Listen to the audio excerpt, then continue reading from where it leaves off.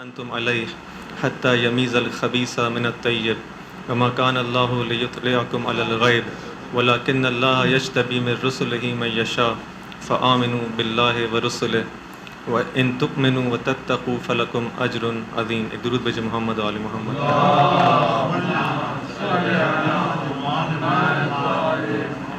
رب اشرح لی صدری ویسر لی امری واحلل عقدۃ من لسانی یفقهوا قولی۔ عزیزان محترم، قیام سید الشہداء سنن الہی کے روشنی میں کہ اس عنوان سے کے تحت کچھ گفتگو کا آغاز کیا ہے، اور اس حوالے سے دو سنتوں کا ذکر ہوا، ایک سنت اختیار اور ایک سنت امتحان، کہ در حقیقت سنت امتحان کہ جس کا قرآن مجید کے اندر جگہ جگہ ذکر آیا ہے کہ ہم انسانوں کی آزمائش کریں گے اور ان کو بغیر ابتلا اور بغیر امتحان کے نہ وہ جنت میں جا سکتے ہیں نہ دوزخ۔ بالآخر ہر انسان کی زندگی میں امتحان ہونا ہے اور کسی کو اس سے کوئی فرار حاصل نہیں ہے۔ اس حوالے سے کل کچھ گفتگو پیش ہوئی، اور اس کا مقدمہ در حقیقت یعنی ہر امتحان کا مقدمہ چونکہ اختیار ہے، اس لیے اس سے پہلے جو ہے وہ سنت اختیار کے حوالے سے بھی گفتگو ہوئی کہ جب تک انسان اختیار نہ رکھتا ہو، مختار نہ ہو، تو امتحان بھی معنی نہیں رکھتا۔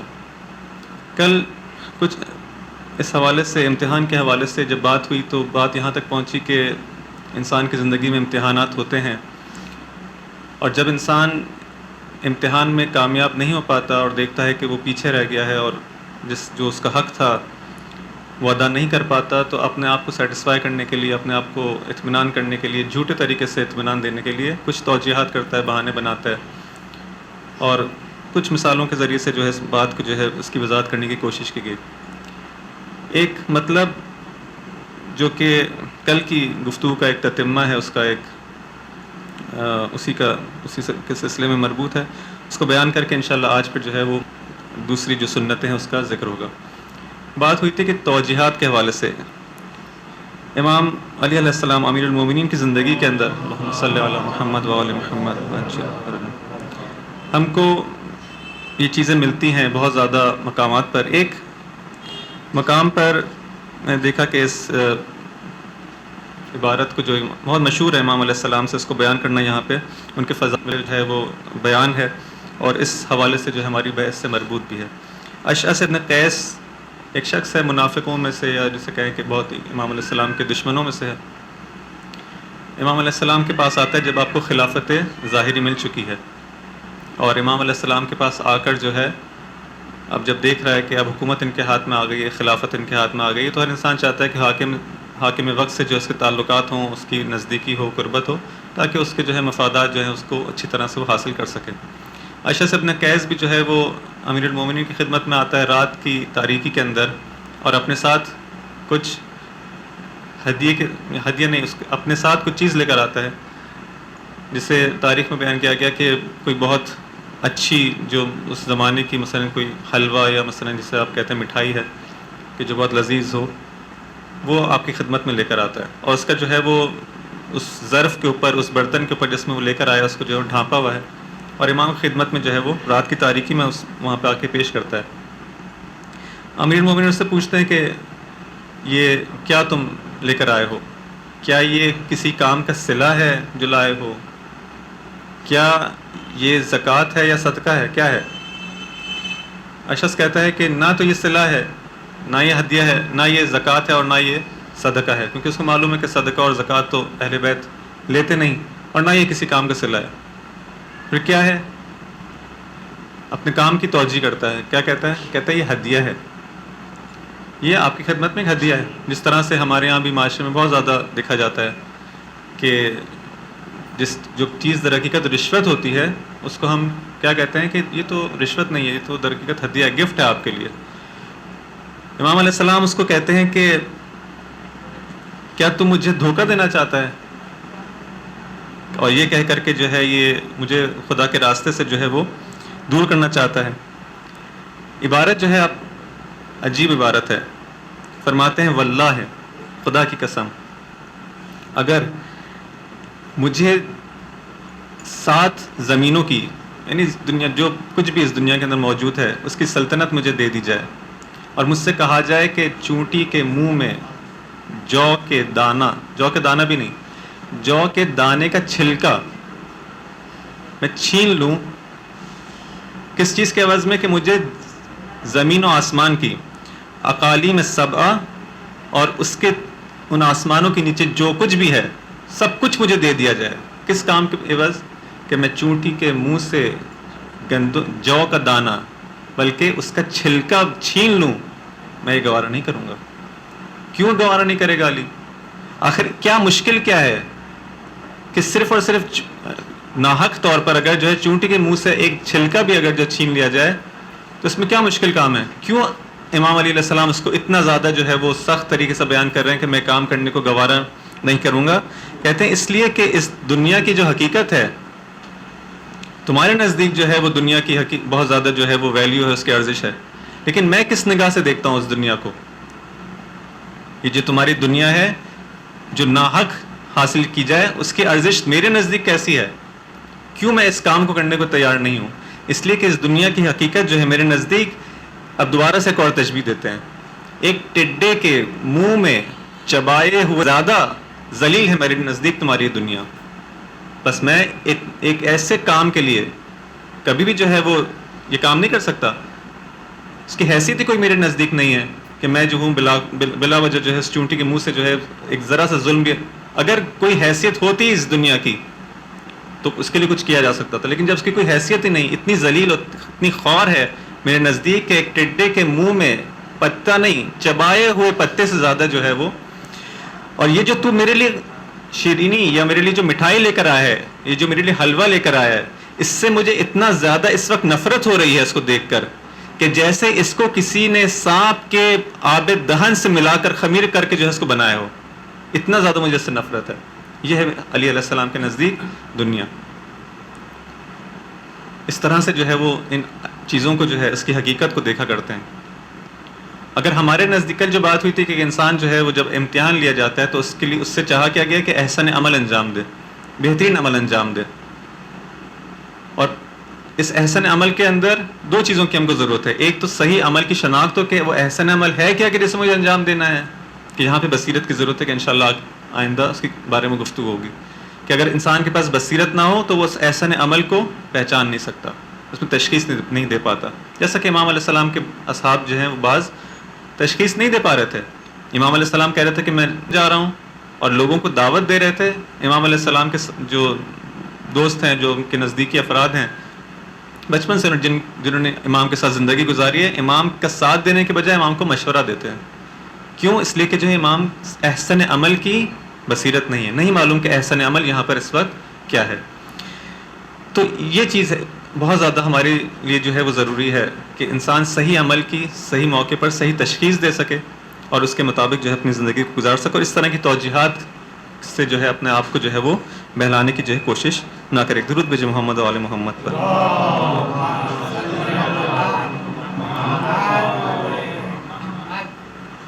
جب امتحان کی بات آتی ہے، ان کا ہر انسان کی زندگی میں امتحان ہے اور اس سے جو ہے اس کی آزمائش ہوتی ہے، اور کوئی شخص بھی جو اس سے فرار حاصل نہیں کر سکتا.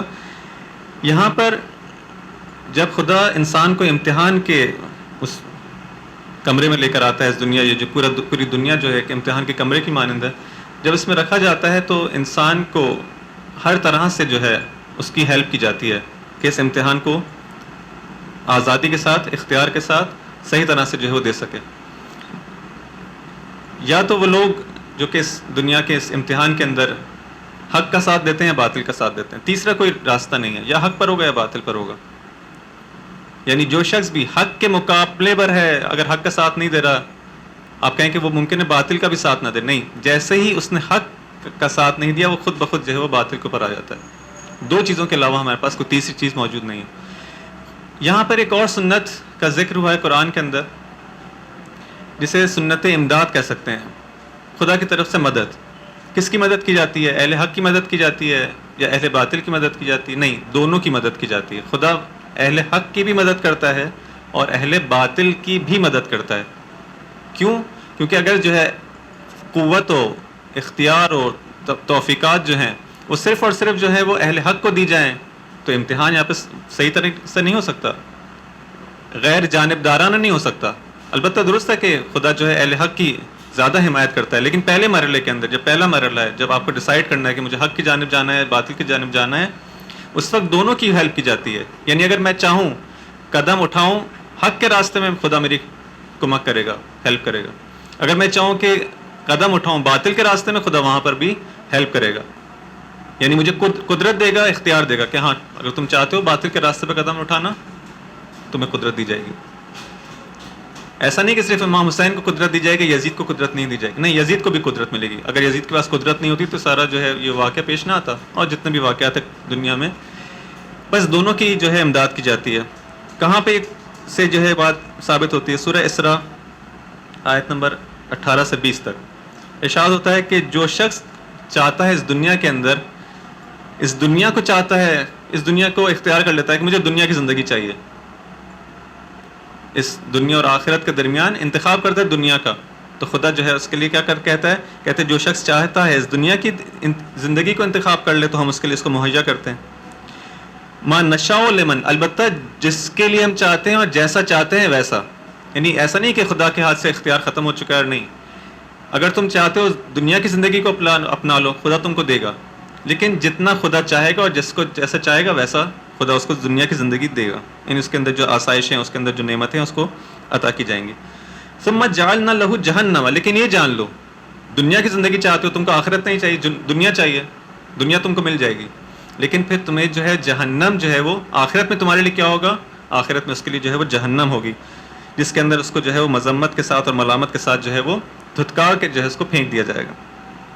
اور جو شخص آخرت کو چاہے گا، جو ارادہ کرے گا، خدا سے چاہے گا کہ مجھے آخرت چاہیے، اور اس کے لیے وسع لها سعیها، فقط یہ کہنا کہ میں آخرت کی زندگی چاہتا ہوں، جنت مجھے چاہیے، مجھے تو دنیا کی زندگی سے کوئی محبت نہیں، میں آخرت کے لیے کام کرنا چاہتا ہوں، جنت مجھے چاہیے، اور میں اپنے مولا کی طرح سے جو ہے وہ دنیا کی حقیقت کو سمجھ چکا ہوں، اس کی ذلت کو سمجھ چکا ہوں، مجھے اس دنیا سے کوئی خاص غرض نہیں، مجھے آخرت چاہیے. تو فوراً کہہ دیا کہ فقط تمہارا کہہ دینا، فقط یہ کہہ دینا ہاں مجھے آخرت کی زندگی چاہیے، یہ کافی نہیں ہے. ایسا نہیں کہ تم کہو کہ مجھے آخرت کی چاہیے، زندگی چاہیے، بس خدا تم کو دے دے. نہیں، ایک قید لگائی، ایک شرط لگائی، فوراً کہا کہ آخرت کی زندگی بھی چاہو، اس کو اپناؤ، لیکن ساتھ میں وسع لها سعیها، اس کے لیے سعی بھی تمہیں کرنی ہوگی، اس کے لیے کوشش بھی کرنی ہوگی. صرف چاہنا اس سے بات نہیں بنے گی. بس جو شخص آخرت کی زندگی کو چاہے، وسع لها سعیها، اس کے لیے کوشش کرے، وهو مؤمن، اور ایمان بھی اس کا جو ہے وہ اپنی جگہ پر ہو، فاولئک، یہ لوگ جو ہیں کہ جن کو کیا ہے، ان کی سعی جو ہے، جو ان کی کوشش ہے مشکور واقع ہوگی. یعنی ان کی جو ہے اس کو ہم قبول کریں گے، ان کی کوشش کو قبول کیا جائے گا، ان کے ایمان کو قبول کیا جائے گا، اور ان کو جو ہے وہ آخرت میں جو وہ چاہتے ہیں اور جو مقام ہے انشاءاللہ ان کو ملے گا. تو انشاءاللہ میں کہہ رہا ہوں، خدا کلن نمد ہؤلاء، یہاں پہ وہ جملہ ہے کلن نمد، ہم ان کی بھی مدد کرتے ہیں اور ان کی بھی مدد کرتے ہیں. یعنی آیت کے اندر دو گروپس کا ذکر ہوا، وہ لوگ جو آخرت کو چاہتے ہیں، وہ لوگ جو دنیا کو چاہتے ہیں. خدا نے یہ نہیں کہا کہ ہم صرف آخرت والوں کی جو ہے ہیلپ کریں گے، اور جو آخرت کی زندگی کو چاہتا ہے اس کی زندگی، اس کے لیے جو ہے وہ امداد ہوگی، اس کی جو ہے نصرت کی جائے گی. نہیں، کلن نمد، ہم سب کی ہیلپ کریں گے، سب کی امداد کریں گے، سب کی نصرت کریں گے. ہؤلاء و ہؤلاء، ان کی بھی اور ان کی بھی. من عطاء ربک، یہ سب کچھ جو ہے وہ تمہارے رب کی عطا ہے. یعنی اگر تم سمجھ رہے ہو کہ تم جو ہے دنیا کے اندر کچھ چاہتے ہو، دنیا کے بظاہر تمہارے پاس جو ہے نعمتیں ہیں، آسائشیں ہیں، ترقیاں ہیں، یہ سب بھی جو ہے خدا کے فضل سے ہے. تمہاری اپنی کچھ بھی نہیں ہے اس میں، جو کچھ بھی ہے خدا کا دیا ہوا ہے. چاہے وہ آخرت کے لیے کوشش کرے ہو، اگر تمہارے پاس توفیقات ہیں تو سمجھ لو کہ خدا کی دی ہوئی ہیں، اگر تمہارے پاس دنیاوی نعمتیں ہیں تو سمجھ لو خدا کی دی ہوئی ہیں. جو شخص جو ہے وہ فرض کریں کہ دنیا کی نعمتوں سے جو بہت زیادہ اس کا دل نہیں لگتا، اس کا دل علم کے اندر لگتا ہے، اس کا دل جو ہے عبادت کے اندر لگتا ہے، وہ ذرا سا یہ اس کے ذہن میں گمان بھی نہ آئے، خیال بھی نہ آئے کہ میں تو خدا کا جو ہے وہ ماشاءاللہ جو ہے بہت ہی نیک بندہ ہوں، قریب بندہ ہوں، اور میں واقعی خدا کی کتنی عبادت کرتا ہوں. نہیں، یہ بھی خدا کا فضل ہے، یہ بھی خدا کی عطا ہے کہ جو تمہارے پاس ہے. اگر یہ خدا کا فضل نہ ہو، یہ خدا کی عطا نہ ہو، یہ توفیقات نہ ہو، یہ تمہارا دل کا میل جو تمہارا رغبت ہے دل کے اندر وہ نہ ہو، تو تم یہ کبھی کام انجام نہیں دے سکتے. ہم لوگ جو فرض کریں آج ہم لوگ جو اس فرش فضا پر بیٹھے ہیں، اور دنیا کے اندر کروڑوں افراد جو ہیں جو کسی بھی اس وقت جو ہے وہ برے کاموں کے اندر مشغول ہیں, گناہوں کے اندر مشغول ہیں, اصلا اسلام سے دور ہیں, کافر ہیں, تو کیا ہے یہ چیز ہمارے پاس, ہم پر ایک خدا کا فضل ہے, ایک خدا کی عطا ہے کہ جو ہم لوگ یہاں پر اس وقت بیٹھے ہوئے ہیں. کتنے ہی اسباب ہیں اس کے پیچھے, کتنے ہی ذرائع ہیں کہ جو ہم کو یہاں تک لے کر آئے ہیں. ایسا نہیں کہ سب کچھ میں نے اپنے بلبوتے پہ جو ہے حاصل کیا ہو, نہیں. بس یہ سب کچھ جو ہے کیا ہے, من عطا ربک وما کان عطاء ربک محظورا. اور اگر خدا چاہے تو اس کی عطا کے اندر, اس کی فضل کے اندر پہ کوئی مانع تو اس کے کاوٹ نہیں کرتا. اور خدا کسی کو دینا چاہے تو کوئی روک نہیں سکتا, نہ دینا چاہے تو کوئی اس کو دے نہیں سکتا. واقعی یہ کتنی سمپل اور کتنی جو ہے واضح قرآن کے آیات ہیں کہ جن کو ہم سرسری پڑھ کر گزر جاتے ہیں, لیکن اگر واقعی ان کے اندر غور کیا جائے تو ہماری زندگی جو ہے کتنی زیادہ اطمینان اور جو ہے سکون کے ساتھ گزر سکتی ہے. کہ انسان جب خدا کے ساتھ جو ہے وہ اس کا دل لگ جائے اور خدا سے جو ہے وہ طلب کرے کسی چیز کو, اور خدا پر چھوڑ دے ایک مسئلے کو, جب کسی مسئلے میں گرفتار ہو, جب کسی مسئلے میں جو اس کو پریشان ہو, خدا کے سامنے اپنی حاجت کو رکھے, اپنی کوشش کرے, اپنے مسئلے کو اس کو جو ہے خدا کے بارگاہ, پھر خدا کے حوالے کر دے, اسے کہتے ہیں تفویض کر دینا, پھر خدا کے حوالے کر دینا, پھر پریشان نہ ہونا. مجھے چیز کی ضرورت ہے, کوشش میں ضرور کو, یہ نہ کہوں کہ ہاں ٹھیک ہے مجھے ایک چیز کی ضرورت ہے, میں ہاتھ پہ ہاتھ رکھ کے بیٹھ جاؤں, نہیں, کوشش اپنی کروں. اس آیت کے اندر بھی یہ کہا گیا, آخرت چاہتے ہو تب بھی صحیح کرنی پڑے گی, کوشش کرنی پڑے گی.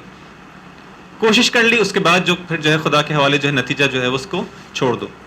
ممکن ہے تمہیں اس دنیا کے اندر مل جائے, ممکن ہے جو ہے وہ تمہاری مسئلے میں نہ ہو, بعد میں مل جائے. اس طرح سے اگر ہم زندگی گزاریں تو کبھی بھی جو ہے وہ انسان پریشان نہیں ہوگا, کیونکہ آیت واضح طور پہ کیا کہہ رہی ہے کہ اگر خدا دینا چاہے تو کوئی روک نہیں سکتا, کوئی ممانع تو اس میں ایجاد نہیں کر سکتا. کس کی کیا مجال کہ جو ہے خدا کی قدرت کے آگے, خدا اگر کچھ فضل کرنا چاہے اس کے آگے جو ہے وہ اس کو روک سکے. ایک درود بھیجے محمد وعلی محمد.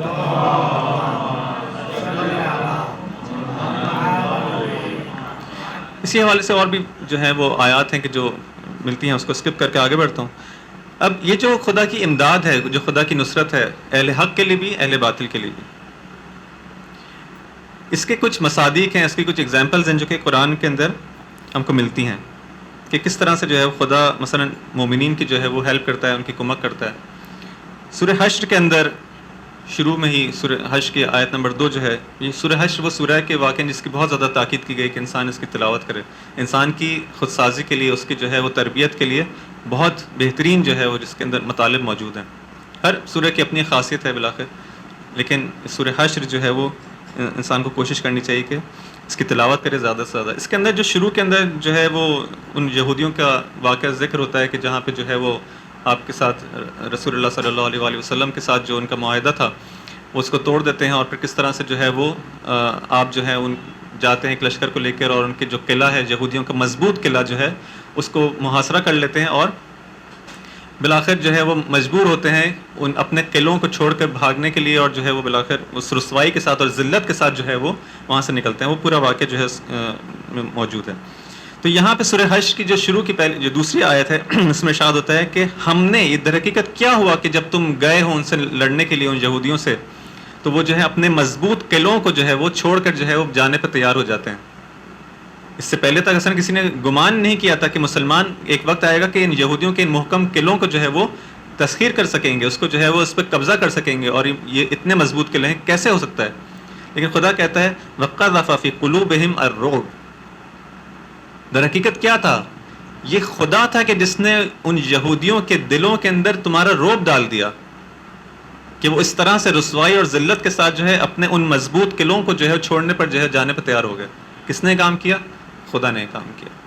خدا نے تو ان کے دلوں میں رعب ڈالا, خدا نے ان کے دلوں میں یہ ڈر اور خوف ڈالا. بس خدا جو ہے جگہ جگہ پر مومنین کی مدد کرتا ہے. اگر خدا پر ایمان ہو, اگر مسلمانوں کا جو ہے مومنین کا جو ہے خدا پر بھروسہ ہو, تو اس طرح سے جو ہے وہ خدا بڑی بڑی طاقتیں جو ہیں آج کے زمانے کے اندر ہمارے پاس کتنی بہترین مثالیں موجود ہیں. واقعی پچھلے سال بھی اشارہ کیا, چند سالوں سے یمن کا جو مسئلہ چل رہا ہے واقعی ہمارے لیے اتمام حجت ہے. اگر کوئی شخص سمجھتا ہو کہ ہم ان طاقتوں کے مقابلے میں, ان بڑی بڑی طاقتوں کے مقابلے ہم کچھ نہیں کر سکتے, مثال ہے کتنی زیادہ اتمام حجت ہے. آج 4 سال ہو چکے ہیں. جب جنگ شروع ہوئی تھی سعودی عرب نے کہا تھا کہ ہم 1 ہفتے کے اندر ان کا جو ہے وہ ان کو تہس نہس کر دیں گے, 1 ہفتے کے اندر. اور تمام قوتیں جو ہیں دنیا کی جو ہے امریکہ اور اسرائیل اور ساری قوتیں جو ہے بھرپور اسلحہ جو ہے بے تحاشا, اس کی جو بھرمار ہے اسلحے کی, نیا اسلحہ, جدید اسلحہ شاید اس کے کبھی شاید کہیں اور آزمائش بھی نہ کی اس کو جہاں پہ جو ہے آزمائش کیا جا رہا ہو. پوری دنیا اس کے پیچھے ہے. 4 سال گزر چکے ہیں اور جو انصار اللہ ہیں جو آ کے ان کے نام سے بھی الحمدللہ جو ہے وہ بہترین نام کا انتخاب کیا گیا. خدا کی نصرت ان کے ساتھ ہے. جب خدا کی نصرت ہو تو کوئی کسی کا جو ہے وہ کچھ بگاڑ نہیں سکتا, لیکن ایمان ہونا چاہیے. آپ نے دیکھا ان لوگوں کو کس قدر جو ہے وہ عربوں کے اندر فقیر ترین جو ہے, غریب ترین جو قوم جو ہے اس وقت یمنی ہے. یعنی جنگ سے پہلے, اب تو بہت زیادہ اور حالت خراب ہو گئی ظاہری لحاظ سے, لیکن جنگ سے پہلے بھی اگر عرب ممالک کے اندر جو فقیر ترین جو ملک تھا وہ یمن تھا. تو کیسے یہ ہو گیا؟ اگر آپ دیکھیں ان تصویروں کو اور وہ جو فلمز آتی ہیں ان کی بارے میں کہ مختصر سے جو ہے بہت ہی ان کے پاس کوئی ذرا نہیں ہے, ان کے پاس جو ہے وہ ملٹری یونیفارمز تک نہیں ہے, وہ اپنے ہی اسی گھر کے کپڑوں کے اندر جو لڑ رہے ہیں ان چٹانوں کے اندر, ان کے پاس کوئی بھاری اسلحہ بھی نہیں ہے. لیکن 4 سال ہو چکے ہیں وہ اس جدید اسلحے کے مقابلے میں پوری دنیا سے جو ہے مزدوروں کو بلا کر, کرائے کے جو فوجی ہوتے ہیں ان کو بلا کر جو ہے وہ سوڈان سے یہاں سے وہاں سے جو ہے وہ, اور لیکن جو ہے ان کا مقابلہ نہیں کر پاتے. خدا کی جو نصرت ہوتی ہے تو اس طرح سے جو ہے وہ خدا جب ساتھ دے, خدا اگر کسی کا ساتھ دے آخر کسی کی کیا مجال ہے کہ جو ہے اس کے مقابلے میں جہاد. اسی طرح سے جو ہے ہمارے پاس اور بھی بہت ساری مثالیں ہیں. البتہ یہاں پر ان کا اپنا کردار ہے, ہمارا اپنی ذمہ داری بنتی ہے. ہماری کم از کم اتنی ذمہ داری تو بنتی ہے کہ حالات سے آگاہ ہوں. افسوس سے کہنا پڑتا ہے مومنین کو معلوم ہی نہیں ہوتا بہت سارے لوگوں کو کہ دنیا میں ہو کیا رہا ہے. کتنے لوگ ہیں جو روزانہ جا کے جو ہے دیکھتے ہوں کہ جو ہے ایک زمانہ تھا کہ یہی یمنی جو ہے روزانہ کی تعداد میں جو ہے وہ کولرا کی جو سمپل سی بیماری ہے جس کا آسانی سے علاج ہو سکتا ہے, ہزاروں کی تعداد ہے, ان کے بچے مر گئے لیکن انہوں نے استقامت کی, یہ ڈر نہیں گئے. انہوں نے کہا کہ اب ٹھیک ہے اب تو ہمارے بچے مر رہے ہیں, ہمارے جو ہے وہ جوان مر رہے ہیں, ہم جو ہے وہ جنگ چھوڑ دیتے ہیں, آج صلح کر لیتے ہیں اس کو جو ہے. نہیں, ہزاروں کی تعداد میں اب تک 1,40,000 لوگ مر چکے ہیں جنگ کے اندر, ہزاروں بچے مر چکے ہیں. نہ ان کے جو ہے وہ مریضوں کو کوئی باہر لے آنے کی اجازت ملتی ہے, نہ ان کا کوئی جہاز آ سکتا ہے, نہ کوئی جا سکتا ہے, لیکن ڈٹے ہوئے ہیں. تو اس طرح سے جو ہے خدا جب مدد کرنا چاہتا ہے تو اس لیے اس کا بار بار ذکر کرنے کا دل چاہتا ہے کہ ہماری کم از کم اتنی ذمہ داری بنتی ہے کہ دعا تو کریں ان کے لیے. واقعی اپنی نمازوں کے اندر, اپنی مجالس کے اندر, اپنی جو جہاں جہاں پہ جو ہے وہ دیکھیں کہ کس طرح سے جو ہے وہ مومنین پریشان. اسی طرح سے باقی ممالک کے اندر, باقی جگہوں پر, کشمیر اور باقی بحرین وغیرہ کی سب جگہ سے جو ہے سارے مومنین جو ہم کو حد عقل جو ہے کم از کم یہ کہ ان سے آشنا ہونا چاہیے, ان کی مشکلات سے جو باخبر ہونا چاہیے. صرف اپنی ہی زندگی کے اندر, ظاہری زندگی کے اندر, اپنی مشکلات کے اندر, چھوٹی چھوٹی مشکلات کے اندر گھر کے ان کو بھول نہ جائیں, فراموش نہ کریں. یہ لوگ ہیں عزیزان محترم کے یہ داعشی جو چند سال پہلے جو ہے وہ عراق کے اندر, شام کے اندر جنہوں نے حملہ کیا, بی بی زینب کے حرم کو جو ہے وہ ختم کر دینا چاہتے تھے. اگر یہ بعض مجاہدین نہ ہوتے, بعض جو ہے جان نثاران نہ ہوتے حضرت زینب اور ابا عبداللہ علیہ السلام کے, تو آج یہ فقط وہاں پہ اس کو مسمار نہ کرتے اس حرم کو. یہ کربلا میں جو ہے, کربلا سے 30 سے 40 کلومیٹر کے فاصلے پر تھے یہ لوگ. کون لوگ تھے؟ یہ مرجعیت تھی ہماری جو واقعی اس کو سلام کرنا چاہیے کہ جس نے جو ہے کہا آغا سیستانی کی آواز پر لبیک کہتے ہوئے جو ہے ہزاروں لوگوں نے جو ہے اس جنگ میں شرکت کی اور ان کو جو ہے پیچھے ہٹایا اور ان کو شکست دی, اور پوری دنیا سے جہاں جہاں سے لوگ جا سکتے تھے انہوں نے ان کی جا کے کمک کی. اور آج جو ہے ہم جو سکون سے بیٹھے ہوئے ہیں یہاں پر, اگر یہ نہیں ہوتا تو ہمارے مقامات مقدسہ جو ہے وہ اس کے ساتھ کیا ہوتا نہیں معلوم تھا. وہ ناموس جو ہے ہماری ان کے ساتھ کیا ہوتا. کتنے ہی لوگوں کے, کتنے ہی جو ہے وہ خواتین کی جو ہے وہ بے آبرو, ان کی آبرو ریزی کی گئی اس کے اندر انہی پست انسانوں کے ہاتھوں جو اسلام کا نام لے کے اس طرح سے. بالکل واقعی کربلا سے کتنی شباہت ملتی ہے کہ خدا کا نام لے کر اور خدا کے سے قرب حاصل کرنے کے لیے جو ہے آتے ہیں اور جنگ کرتے ہیں اور اس طرح سے جو ظلم کرتے ہیں. دوبارہ سے اپنے موضوع پہ آتے ہوئے, البتہ یہ موضوع ایسا نہیں, یہ باہر ہے موضوع سے. اسی طرح سے ارشاد ہوتا ہے ایک اور آیت کے اندر, وہ هو الذی انزل السکینۃ فی قلوب المؤمنین. ایک اور مثال جو ہے وہ مومنین کی جب امداد کی جاتی ہے, ان کی جو مدد کی جاتی ہے, کہ خدا ہے کہ جو مومنین کے دلوں میں سکون کو عطا کرتا ہے. یعنی اگر جو ہے یہ جو لڑ رہے ہیں مختلف محاذ پر, یہ جو مومنین ہیں, جو مجاہدین جو لڑ رہے ہیں, کون ان کو سکون عطا کرتا ہے؟ اگر خدا ان کو سکون نہ دیتا, ان کے دل میں سکینہ یعنی سکون جو ہے, اطمینان نہ ہوتا, تو ایک دن بھی نہیں لڑ سکتے تھے. جیسے ان کو ذہن میں خیال آتا کہ اتنی بڑی فوج کے مقابلے میں ہم کو لڑنا ہے, اتنی بڑی سپر پاورز کے مقابلے میں لڑنا ہے, تو ایک دن بھی نہیں لڑ سکتے تھے. خوف آ جاتا جب ذہن میں, جب دل میں خوف آ جائے تو انسان نہیں لڑ سکتا. لیکن کون ہے جو ان کو سکون دیتا ہے, کون ہے جو ان کو اطمینان دیتا ہے؟ وہ خدا کی ذات ہے, کہ جو خدا ہے جو ان کے دلوں میں جو ہے وہ اس سکینہ کو, اس سکون کو جو ہے وہ مومنین کے دلوں میں جو اتارتا ہے. اسی طرح سے جو ہے وہ یہ تو وہ عوامل کچھ جو ہے حتیٰ خدا جو ہے ظاہری جو عوامل ہیں کچھ دنیا کے اندر اسباب ہیں اس کے ذریعے سے یہ مدد کرتا ہے. قرآن کے اندر مثالیں ملتی ہیں. خدا کہتا ہے کہ ہم نے ہواؤں کے ذریعے سے ان کی مدد کی. آپ کے سامنے وہ واقعہ ہے جو ابابیلوں کے منہ کے اندر جو ہے وہ چھوٹے چھوٹے کنکریاں ہیں ان کے ذریعے سے ہواؤں کے ذریعے سے خدا چاہے کیونکہ ہر چیز خدا کے سامنے جو ہے اس کے لیے جو ہے وہ مسخر ہے اور اس کے اختیار میں. لفظ جو آیا قرآن کے اندر جو ہے جو مثال جو آیا ہے مثلا ایک ہوا کا ذکر آیا کہ ہم نے ہواؤں کے ذریعے سے اسی طرح سے جو ہے خواب کے ذریعے سے یعنی یہ جو مومنین ہیں جو لڑ رہے ہیں محاذ جنگ پر ہیں ان کو بلا کر سکون چاہیے اطمینان چاہیے. ہم ان کے اوپر جو ہے وہ خواب کو طاری کرتے ہیں. دیکھیں خدا کس طرح سے جو ہے چھوٹی چھوٹی چیزوں سے جس کو ہم سمجھ نہیں سکتے اگر ان کو خواب نہ ملے اگر یہ جو جنگ کے اندر اتنے پریشان ہو کہ یہ سو نہ پائیں تو کس طرح سے لڑیں گے دشمنوں کے مقابلے میں. خدا ان پر جو ہے خواب کا اور نیند کا غلبہ کرتا ہے تاکہ یہ لوگ تھوڑا سکون میں آ جائیں. کتنی بڑی نعمت ہے. ان نعمتوں کے ذریعے سے بارش کے ذریعے سے اور مختلف جو ہے وہ قرآن کے اندر مصادق موجود ہیں. اسی طرح سے فرشتوں کے ذریعے سے کہ ارشاد ہوتا ہے کہ جو ہے وہ خدا جو ہے ملائکہ کو ان پر نازل کرتا ہے اور ان کو کہا جاتا ہے کہ جاؤ اور میرے جو ایمان لانے والے جو مومنین ہیں جو مجاہدین ہیں جو لڑ رہے ہیں جو سیسا پلائی ہوئی دیوار کی طرح ڈٹے ہوئے ہیں ان کے دلوں کو جو ہے وہ ثابت قدم کر دو. ان کے اندر ایک قوت ان کو بخشو تاکہ یہ لوگ لڑ سکیں تاکہ یہ مقابلہ کر سکیں تاکہ صبر کر سکیں. لیکن دیکھیں پہلا اسٹیپ کسے لینا ہے؟ پہلا اسٹیپ اس مومن کو لینا ہے. پہلا اسٹیپ اس کو لینا ہے کہ وہ جہاد کرنا چاہتا ہے نہیں کرنا چاہتا. اب چاہے وہ جہاد جو ہے فی سبیل اللہ چاہے مال سے ہو چاہے جان سے ہو چاہے قلم سے ہو ہر قسم کا جہاد بالآخر جب بھی جہاد ہوگا ایک قسم کی جو ہے مشکل ہوگی. اس مشکل کو سہنے کے لیے تیار ہے پہلا سے اسٹیپ اس کو لینا ہے. اس نے ارادہ کر لیا کہ ہاں میں جہاد کرنا چاہتا ہوں میں مقابلہ کرنا چاہتا ہوں دشمن کا. جب یہ کر لیا تو پھر آگے والے مرحلوں کے اندر جب انسان دکھا دے گا خدا کو اپنا جو ہے سچائی کے ساتھ اس چیز کو دکھا دے گا تو پھر خدا کی طرف سے نصرت آتی ہے. پھر ثبات قدم بھی آتا ہے فرشتوں کی طرف سے پھر بشارت بھی ملتی ہے سب کچھ ہوتا ہے. لیکن پہلا اسٹیپ جو ہے انسان کو لینا ہے. اسی طرح سے جو ہے قرآن کے اندر اور مقامات پر جو ہے وہ کچھ ایسے لشکروں کا ذکر ہوا ہے کہ ایسے جنود ایسے لشکر کے جن کو تم دیکھ نہیں پاتے تھے ان کے ذریعے سے ہم نے جو ہے وہ تمہاری مدد کی. مختلف جو ہیں وہ چیزیں ہم کو ملتی ہے قرآن کے اندر جس کی ایگزامپلس کے طور پر جو آپ کے سامنے ذکر کیا. ایک درود بھیجے محمد و آل محمد پر.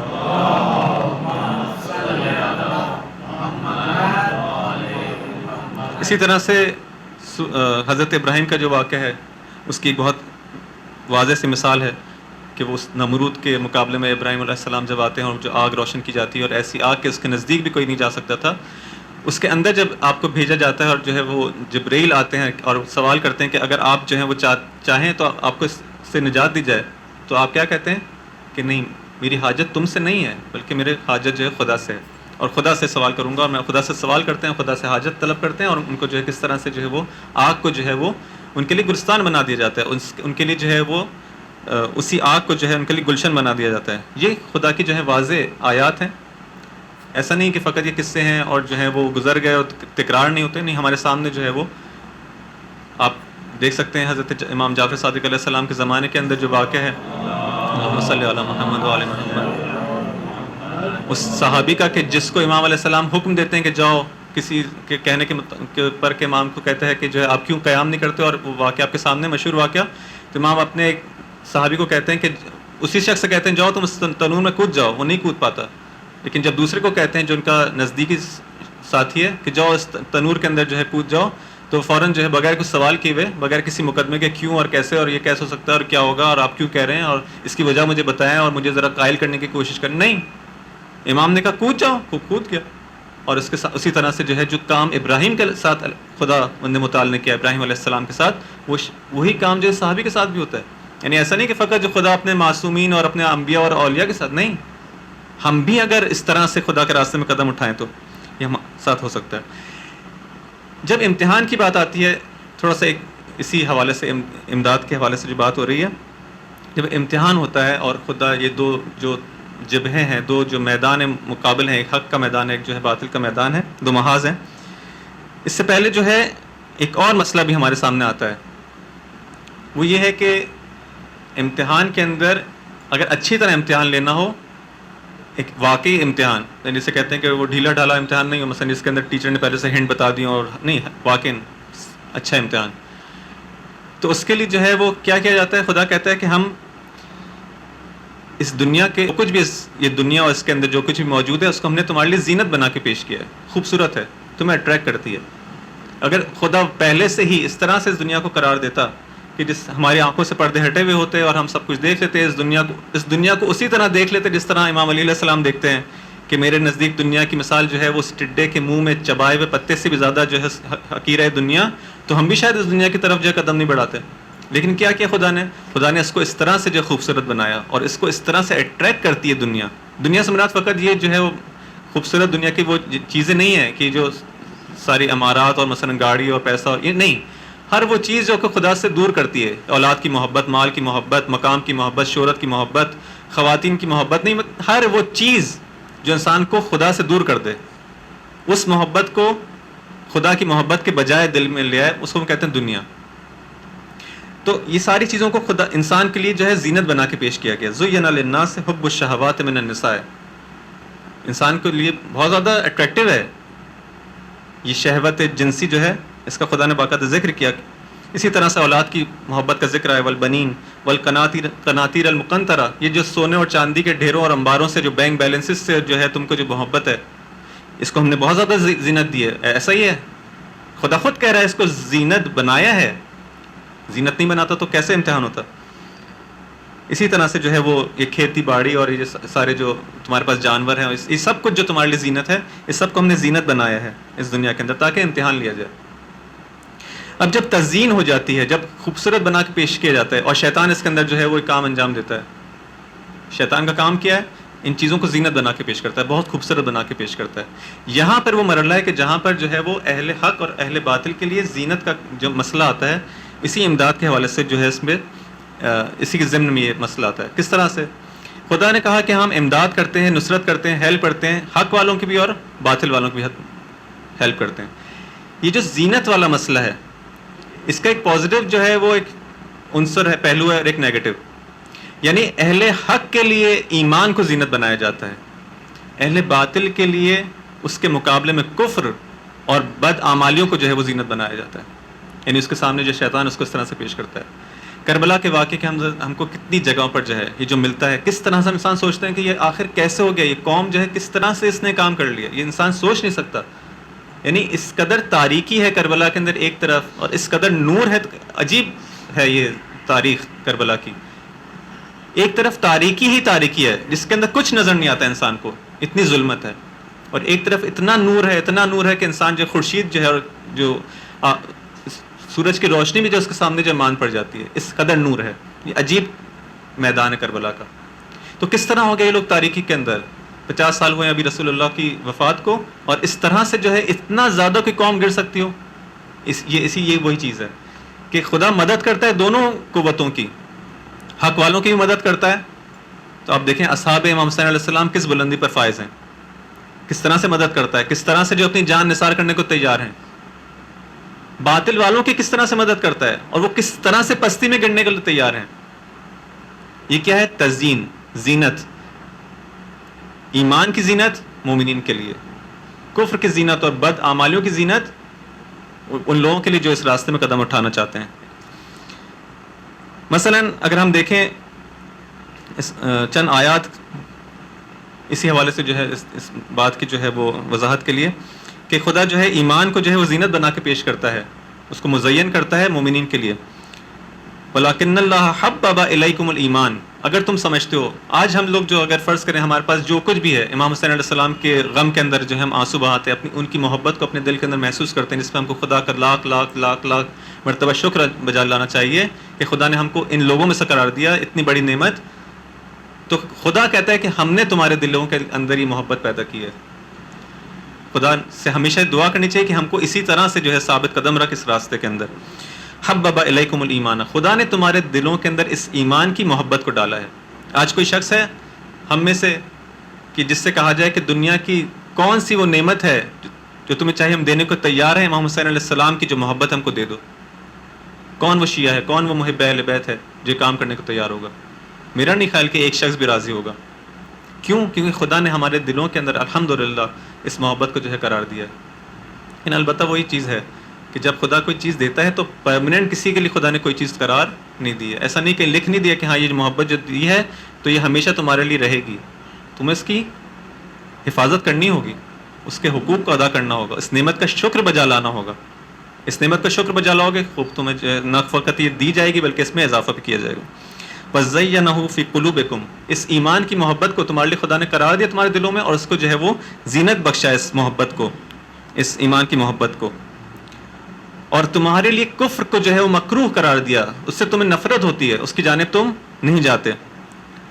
کفر کو اور فسوق کو اور عصیان کو, گناہوں کو, اور ان چیزوں کو خدا نے تمہارے دلوں میں اگر کوئی نفرت, آج اگر جو ہے کوئی مومنین کا معاشرہ جو ہے شراب سے اور بڑے بڑے گناہوں کبیرہ سے دور ہے, کس طرح سے دور ہے, کیسے؟ خدا نے جو ہے تمہارے دلوں کے اندر نفرت ایجاد کی ہے کہ تم اس کاموں کی طرف جو ہے وہ آگے نہ بڑھو, ایمان کی طرف آگے بڑھو, اور فسوق اور کفر کی جانب جو انسان قدم آگے نہ بڑھا. یعنی جگہ جگہ پہ خدا دیکھیں کتنا زیادہ ہر قدم پہ انسان کو احساس دلاتا ہے, اے انسان تم خود کچھ بھی نہیں ہو, نیک عمل بھی انجام دیتے ہو, دعا بھی کرتے ہو, نماز بھی پڑھتے ہو, قرآن بھی پڑھتے ہو, مجلس میں بھی جاتے ہو, خدا ہے جو سب کچھ کے پیچھے خدا ہے. اگر خدا نہ ہوتا تم کچھ نہیں کر سکتے تھے. اس حقیقت کو انسان اگر سمجھ لے, اپنے فقر کو اگر انسان سمجھ لے, تو یہ اہم ترین معرفت اس نے جو ہے وہ زندگی کے اندر حاصل کر لی. اور جو شخص اس چیز کو نہ سمجھ سکے کہ میں کتنا فقیر ہوں, کتنا محتاج ہوں, وہ اس نے کچھ بھی نہیں سمجھا دین سے. یہ فقر کو انسان جو ہے احساس کرے, قدم قدم پر قرآن کے آیات کے اندر آپ کو ملتا ہے. اسی طرح سے جو ہے وہ طرف باطل کی طرف اگر انسان آئے, جو ہے ایمان کو جو ہے خدا محبوب بناتا ہے, طرف حق کو جو ہے اس طرح سے اس کی نصرت کی جاتی ہے اور اس کی ہیلپ کی جاتی ہے. اسی طرح سے جو ہے وہ طرف باطل پہ جو ہے لوگ جو موجود ہیں ان کو بھی جو ہے وہ چند مثالیں کربلا کی آپ کو دینا مقصود ہے. کربلا کے اندر جو ذکر کیا کہ کس قدر تاریکی ہے, دیکھیں چند مثالوں کے ساتھ آپ لوگ بھی اس سے آگاہ ہیں. فقط ایک یاد دہانی, جو لوگ یہاں پر آئے ہیں امام حسین علیہ السلام کے ساتھ کا مقابلہ کرنے کے لیے, اس نواسۂ رسول کو قتل کرنے کے لیے قصد قربت سے آئے ہیں. کس طرح سے زینت بناتا ہے شیطان کہ تمہارا عمل جو ہے بہت اچھا ہے, کہ ان کے دلوں کے اندر جو ہے اس کو کہ قصد قربت کرتے ہیں. یعنی جب امام علیہ السلام کے پر اگر فرض کریں خدا نعوذ باللہ تیر بھی چلا رہے ہیں, تلوار بھی چل رہی ہے, تو وہ خدا جسے ہم کہتے ہیں نا نماز کے اندر قربتاً الی اللہ, میں نماز پڑھتا ہوں خدا کا قرب حاصل کرنے کے لیے. یہ لوگ پس لوگ جو اس قدر پست ہیں کہ امام حسین علیہ السلام قتل بھی اگر کرتے ہیں تو کہتے ہیں کہ میں کام کرتا ہوں قربتاً الی اللہ. یہ مذاق نہیں ہے, یہ افسانہ نہیں ہے, یہ گھڑی ہوئی باتیں نہیں, یہ حقیقت ہے جس کو آج ہم شاید ہضم کرنا ہمارے لیے مشکل ہو کہ کیسے ہو سکتا ہے, لیکن یہ ہے, یہ واقعیت ہے, یہ تلخ واقعیت ہے اس واقع کربلا کی. قصد قربت سے ہر شخص, وہ جو الفاظ تاریخ کے, ہر وہ شخص جو اس معرکے کے اندر شریک تھا, اس خون بہانے کے اندر جو ہے خدا کا قرب حاصل کرتا تھا. اسی طرح سے اہل شام جو ہے انہوں نے نظر کی تھی کہ اس جنگ کے اندر جو ہے وہ یزید کو فتح حاصل ہو اور محمد صلی اللہ علیہ وسلم کو جو ہے وہ شکست ہو, تو ہم نظر کی تھی کہ ہم روزہ رکھیں گے اور عید منائیں گے اس دن کو. یہ کیا ہے؟ شیطان اس طرح سے جو ہے وہ لوگوں کو جو ہے وہ باطل کے اوپر اس طرح سے اس کو خوبصورت بنا کے پیش کرتا ہے. ایک شخص ہے عبداللہ ابن ہانی, حجاج ابن یوسف کے پاس آتا ہے بعد میں, جب کربلا کے واقعے کے تقریباً 10 سال بعد کا واقعہ. حجاج ابن یوسف کے پاس آتا ہے. آپ کو معلوم ہے حجاج ابن یوسف کتنا ظالم و جابر انسان تھا, انسان نہیں تھا, حیوان تھا.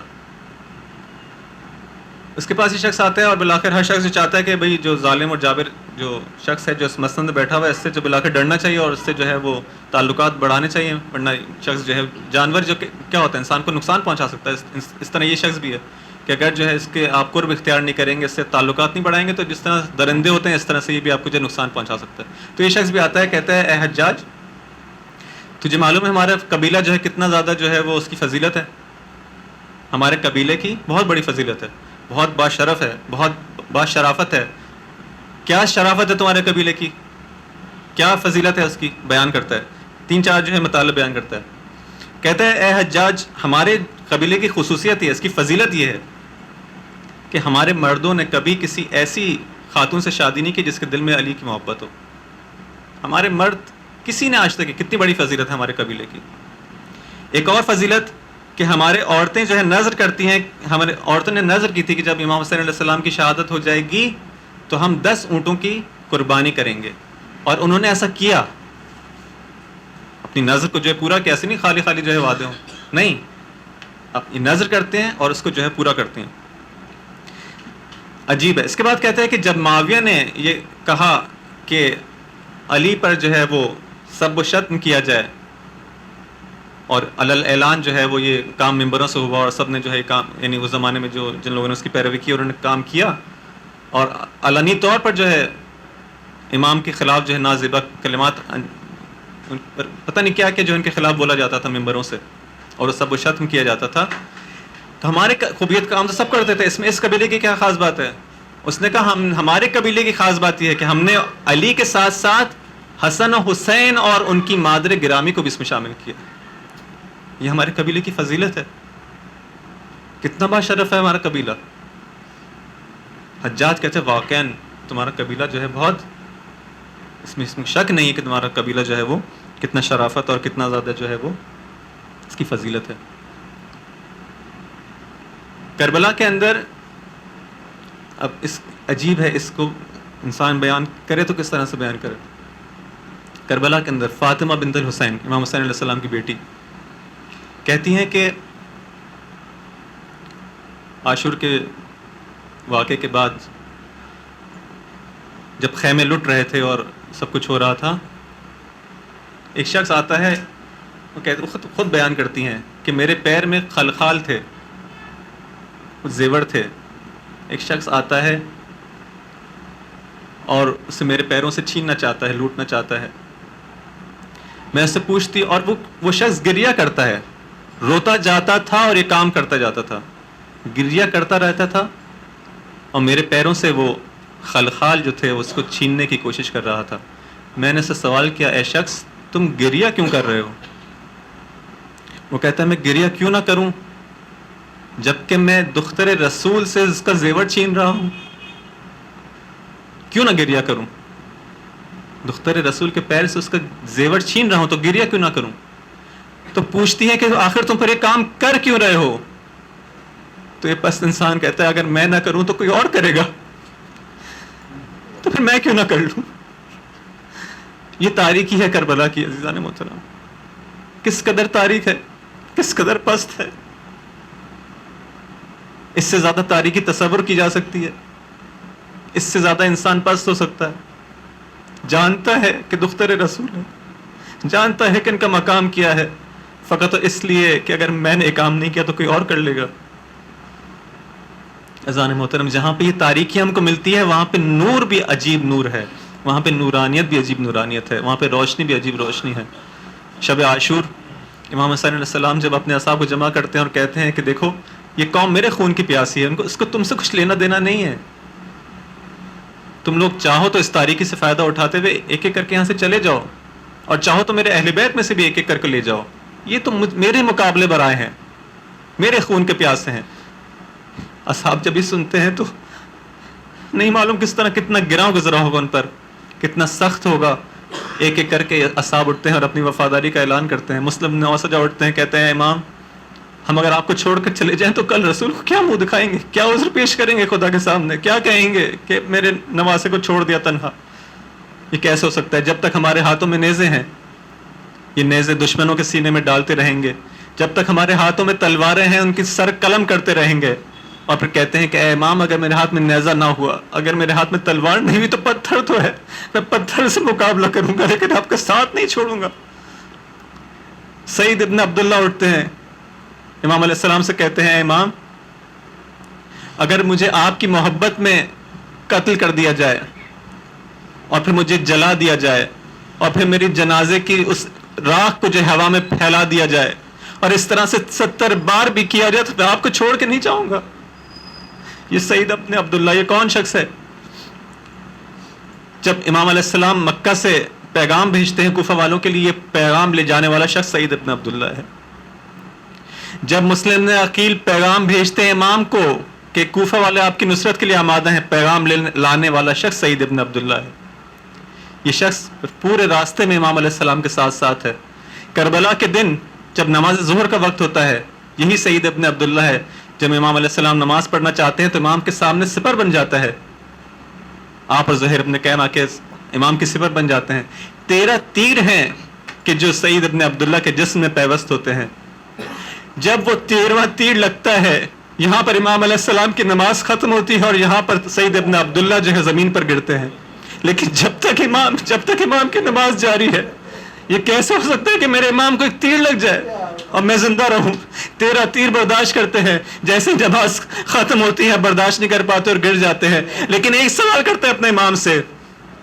سوال کیا کرتے ہیں؟ امام، کیا میں نے وفا کی؟ کیا میں نے وفاداری کا حق انجام دیا نہیں دیا؟ یہ ہے صحابی، یہ ہے نورانیت، یہ ہے وہ نور. عزیزان محترم، یہ ایک اور صحابی اسی میدان کربلا کے اندر بریر ہیں. بریر کون ہے؟ سید القراء ہیں، قاریوں کے سردار. کوفہ کے اندر جو مشہور تھا کہ جو تلاوت قرآن کرنے والا شخص قاری قرآن تھے، بریر کا نام آتا تھا. روز عاشور، جب شب عاشور امام حسین علیہ السلام اپنے خیمے کے اندر بیٹھ کے تلاوت قرآن کر رہے ہیں اور اس آیت پر پہنچتے ہیں کہ خدا مومنین کو ان کے حال پر نہیں چھوڑے گا. ما کان اللہ لیذر المؤمنین علی ما انتم علیہ حتی یمیز الخبیث من، کہ جب تک پاک اور ناپاک، خبیث اور طیب جدا نہ ہو جائے، اس وقت تک جو ہے وہ مومنین کو ان کے حال پر نہیں چھوڑا جائے گا. جب امام علیہ السلام اس آیت کی تلاوت کر رہے ہیں تو وہاں سے ایک دشمن، ایک شکی کا گزر ہوتا ہے. وہ کہتا ہے کہ ہاں نعوذ باللہ، یہ جو خبیث کا جس آیت میں ذکر آیا یہ آپ ہیں. امام علیہ السلام کو خطاب کرتے ہوئے کہتا ہے، جب بریر یہ سنتا ہے، بریر جب یہ سنتے ہیں تو کہتا ہے، شخص پھر کیا جرأت کہ تو اس طرح سے خطاب کرے؟ در حقیقت تجھ کو جو ہے تو حیوانوں سے زیادہ پست انسان ہے، تجھ کو میں جہنم کی بشارت دیتا ہوں. جب شمر یہ سنتا ہے کہ اس کو شمر کو جو ہے بریر کو جو ہے کہتا ہے موت کی یاد دلاتا ہے، تو بریر شمر کے سامنے کہتا ہے کہ تو مجھے موت سے ڈراتا ہے، تجھے ہم کو موت سے ڈراتا ہے. ہمارے لیے موت کوئی چیز نہیں جب ہم امام علیہ السلام کے ساتھ ہوں. یہ بریر وہ شخص ہے کہ جو روز عاشورہ مزاح کرتے ہوئے نظر آتے ہیں، مذاق کرتے ہوئے نظر آتے ہیں اپنے اصحاب کے ساتھ. اصحاب پوچھتے ہیں کہ اس وقت کون سا وقت ہے مذاق کرنے کا، یہ کون سا وقت ہے مزاح کا؟ بریر کہتے ہیں یہی تو بہترین وقت ہے مزاح کا، کہ میں دیکھ رہا ہوں کہ کچھ عرصے بعد جو ہے، کچھ دقیقوں کے بعد جو ہے میں جنت میں جانے والا ہوں، یہی تو بہترین وقت ہے. عزیزان محترم، یہ بریر اس طرح سے امام علیہ السلام کا ساتھ دیتے ہیں. بالآخر جب جنگ پر جاتے ہیں اور زمین پر آتے ہیں اور زمین کربلا آپ کے خون سے رنگین ہوتی ہے اور کوئی شخص آتا ہے اور ان کا سر قلم کرنا چاہتا ہے، تو ایک شخص دیکھ رہا ہے، کہتا ہے اے شخص ان کا سر قلم نہ کر، یہ تو سید القراء ہیں، یہ تو تلاوت قرآن کرنے والا ہے، اس نے تو مجھے قرآن یاد دلا، اس نے تو مجھے قرآن سکھایا تھا، اس شخص کا سر قلم نہ کر. عجیب ہے، میں امام صلی اللہ علیہ وسلم کے سامنے ہاتھ جوڑ کر عرض کروں گا کہ اس شخص کو بریر کا تو خیال تھا کہ جو سید القراء تھا، لیکن وہ شخص جو کہ ناطق قرآن ناطق تھا، کہ جو حقیقت قرآن تھا، اس کا سر اس طرح سے ذبح کر دیا گیا. اللہ لعنت اللہ علی القوم الظالمین سیعلم الذین ظلموا ای منقلبون. اے خدا ہماری اس خلیل سی عبادت کو قبول فرما. اے خدا ہمیں امام کے ان ساتھیوں میں سے قرار دے کہ جو آخری وقت تک اپنا سب کچھ امام علیہ السلام کی خدمت میں اس کا نذرانہ پیش کرنے کی سعادت حاصل کر سکیں، امام کے ساتھ وفا کر سکیں، امام کو ایک لمحے کے لیے بھی تنہا نہ چھوڑیں. اے خدا ہمیں اس طرح سے معرفت عطا فرما جس طرح سے تو نے اصحاب امام حسین علیہ السلام کو اپنے زمانے کے امام کی معرفت عطا فرمائی. اے خدا آج کے زمانے میں جہاں جہاں لوگ مومنین و مومنات، مسلمین و مسلمات مظلوم ہیں، پریشان ہیں، ان کی مدد فرما، ان کی نصرت فرما. ہمیں بھی اپنی ذمہ داریوں کو اس سلسلے میں ادا کرنے کی توفیق عطا فرما، خاص طور پر کشمیر و بحرین و یمن و فلسطین و عراق و افغانستان اور جہاں جہاں مسلمان پریشان ہیں ان سب کی مدد فرما. اے خدا آج یہ پرچم حق جس سید کے ہاتھ میں ہے، اس نائب برحق امام زمان کے ہاتھ میں ہے، سید علی خامنہئی کی حفاظت فرما، مراج اعظام اور حوزہ علمیہ کی حفاظت فرما. اور اے خدا اس خون پاک کا بدلہ لینے کے لیے جلد از جلد اپنی آخری حجت کی ظہور میں تعجیل فرما اور ہمیں ان کے بہترین اصحاب انصار میں شامل فرما.